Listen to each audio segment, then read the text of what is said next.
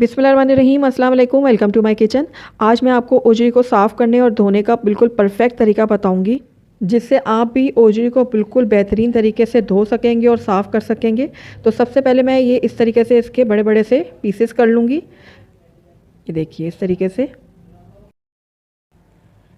से मैंने इसके बड़े बड़े से पीस कर लिए हैं, ताकि जब हम इसको पानी में डालें गर्म तो हमें ज़्यादा मुश्किल ना हो, ईज़िली ये सारा जो प्रोसेस है वो हो जाए।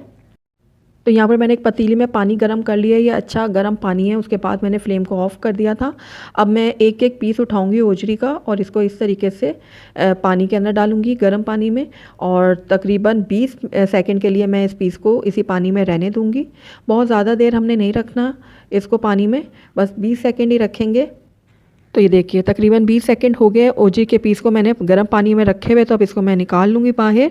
उसके बाद इसको रखूँगी मैं किचन काउंटर के ऊपर। तो ये देखिए इस तरीके से फैला कर रख कर, और ये सारी मैं इसके जो ऊपर की झिल्ली है ये मैं उतार लूँगी छुरी की मदद से। और आप देख रहे हैं कि कितना ईज़िली ये सारी झिल्ली जो है वो उतर रही है।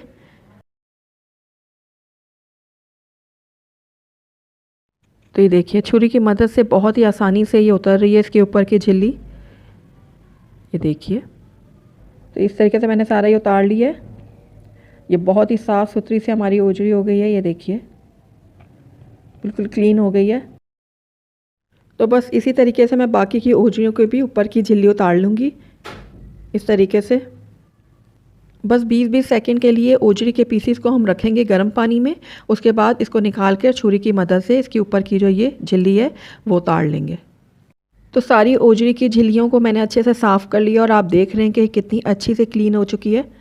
ये देखिए एक ओजरी को मैंने पीसेस में करके किया था, और दूसरी ओजरी को ये मैंने इस तरीके से साबुत ही पानी में डाल लिया था, और उसके बाद इसके सारी जो ऊपर की स्किन है वो उतार ली थी। अब इसके मैं इस तरीके से पीसेस कर लूँगी।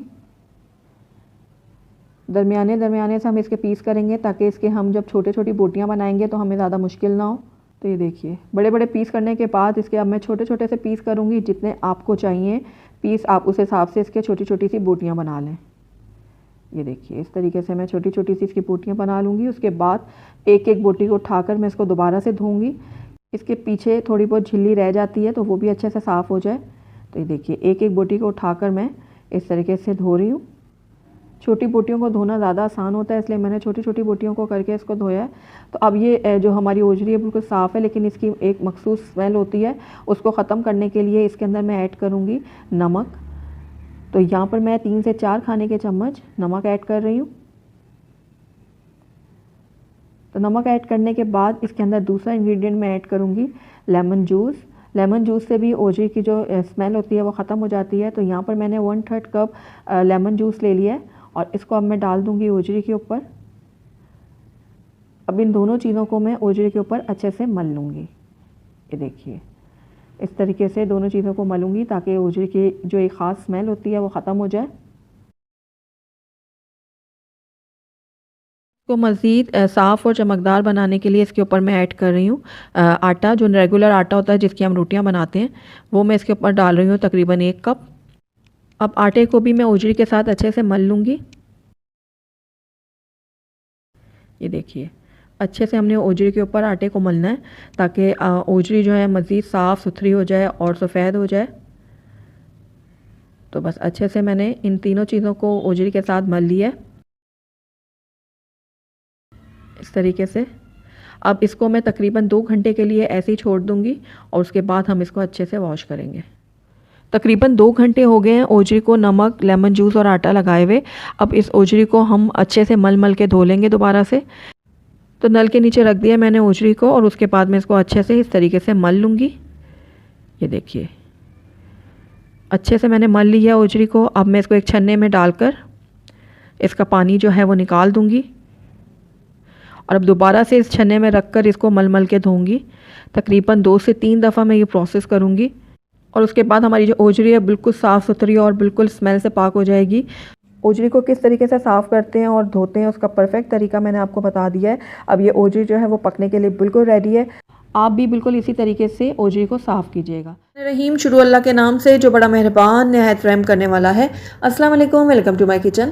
آج میرے کچن میں بہت ہی لذیذ، بہت ہی مزیدار سا اوجری کا سالن بن رہا ہے، جس کو بنانا بہت آسان ہے۔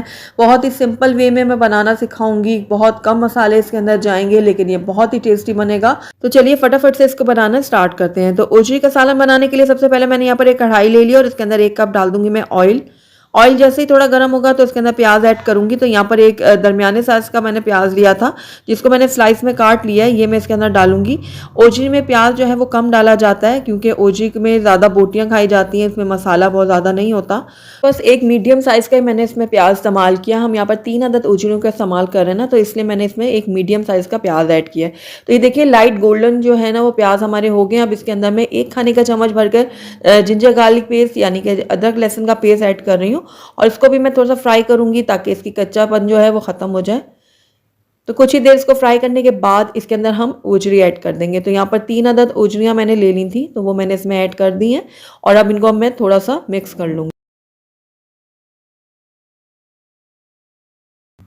تو ایک میڈیم سائز کا ٹماٹر لیا تھا، جس کو میں نے چھوٹا چھوٹا کاٹ لیا ہے، وہ میں اس میں ایڈ کر دوں گی۔ ٹماٹر ایڈ کرنے کے بعد اس کے اندر میں نمک ایڈ کر رہی ہوں۔ نمک آپ اپنے ٹیسٹ کے اکارڈنگ ڈال سکتے ہیں، اور ہلدی پاؤڈر میں نے آدھا چھوٹا چمچ اس کے اندر ایڈ کیا ہے، اور ساتھ ہی اس کے اندر میں دھنیا پاؤڈر ایڈ کر رہی ہوں آدھا کھانے کا چمچ۔ اب اوجری کی اسمیل کو مزید ختم کرنے کے لیے ہم اس کے اندر ایڈ کریں گے ایک بڑا ٹکڑا دار چینی کا تھا، وہ میں نے توڑ کے ڈال دیا، اور 2-3 میں نے اس کے اندر لونگ ایڈ کر دی ہیں۔ ویسے تو اوجری کی اسمیل کو ختم کرنے کے لیے بہت اچھے طریقے سے اس کو دھویا اور صاف کیا گیا ہے، لیکن اس کے باوجود میں نے یہ دونوں چیزیں ایڈ کی ہیں تاکہ اگر تھوڑی بہت کسر رہ بھی گئی ہے نا تو وہ بھی ختم ہو جائے۔ تو جو مسالے ہم نے اس کے اندر ایڈ کیے نا ان کو میں نے اچھے سے مکس کر لیا۔ اب اس کے اندر میں پانی ایڈ کروں گی، تو تقریباً 3 گلاس پانی اس کے اندر میں ایڈ کر رہی ہوں۔ پانی ایڈ کرنے کے بعد اس کو میں اچھے سے مکس کروں گی۔ اس کے بعد اس کو میں لو فلیم میں پکنے کے لیے چھوڑوں گی تقریباً 1 گھنٹے کے لیے۔ اس کو کور کر لیتی ہوں اور اس کو پکنے کے لیے چھوڑ دیتی ہوں۔ ہم نے بالکل لو فلیم میں اس کو پکنے کے لیے چھوڑنا ہے۔ تو دیکھیے تقریباً 1 گھنٹہ ہو گیا اس کو پکتے ہوئے، اور یہ دیکھیے پانی بھی کافی حد تک ریڈیوس ہو چکا ہے، یہ دیکھیے، اور اوجری بھی جو ہے وہ ہماری آدھی گل چکی ہے۔ تو بس اس ٹائم پہ آ کر اس کے اندر میں ایڈ کر دوں گی لال مرچوں کا پاؤڈر۔ تو تقریباً 1 سے 1.5 کھانے کا چمچ میں اس کے اندر لال مرچوں کا پاؤڈر ایڈ کر رہی ہوں۔ آپ اپنے ٹیسٹ کے اکارڈنگ کم زیادہ کر سکتے ہیں۔ تو اب اس کو بھی مکس کر لیتی ہوں میں۔ اس کے بعد اس کو دوبارہ سے میں کور کروں گی اور لو فلیم میں مزید 1 گھنٹے کے لیے پکنے کے لیے چھوڑ دوں گی، یا پھر جب تک آپ کی اوجری گل نہیں جاتی مکمل طور پر تب تک آپ اس کو پکا لیجئے گا۔ تو 1 گھنٹہ ہو گیا مزید اوجری کو پکتے ہوئے بالکل لو فلیم میں، اور آپ دیکھ رہے ہیں کہ پانی اچھے سے ڈرائی ہو چکا ہے، یہ دیکھیے، اور آئل جو ہے وہ بھی نکل گیا ہے پورا۔ اوجری ہماری بہت اچھے سے گل بھی چکی ہے، اور آپ اس کی دیکھیے اس میں صرف بوٹیاں ہوتی ہیں، مسالہ اس میں بہت کم ہوتا ہے۔ ساتھ ہی اب اس کے اندر میں ڈال دوں گی ہری مرچیں ثابت، اور اس کو اچھے سے بھون لوں گی اوجری کو میں تقریباً 2 سے 3 منٹ کے لیے میں مزید بھونوں گی اوجری کو، اور اس کے بعد اس کے اندر میں آدھا کپ پانی ڈالوں گی۔ زیادہ پانی اس میں ہم نے ایڈ نہیں کرنا، بس اتنا پانی ایڈ کرنا ہے کہ اس کی ایک نارمل سی گریوی تیار ہو جائے، بہت زیادہ ہم نے اس کی گریوی نہیں بنانی۔ اور اس کے بعد اس میں ایڈ کر دوں گی ہرا دھنیا۔ تو ڈھیر سارا ہرا دھنیا میں نے کاٹ کے اس کے اندر ایڈ کیا، کیونکہ ہرا دھنیا کی بہت ہی اچھی خوشبو آتی ہے اس کے اندر۔ تو دیکھیے ہرا دھنیا میں نے ڈال دیا، اور اس کو بھی میں اچھے سے کر لوں گی مکس۔ تو مکس کرنے کے بعد اس کو کور کروں گی، اور 5 منٹ کے لیے بالکل لو فلیم میں ہم اس کو پکنے کے لیے چھوڑ دیں گے۔ اس کے بعد میں آپ کو اس کو پلیٹ آؤٹ کر کے دکھاؤں گی۔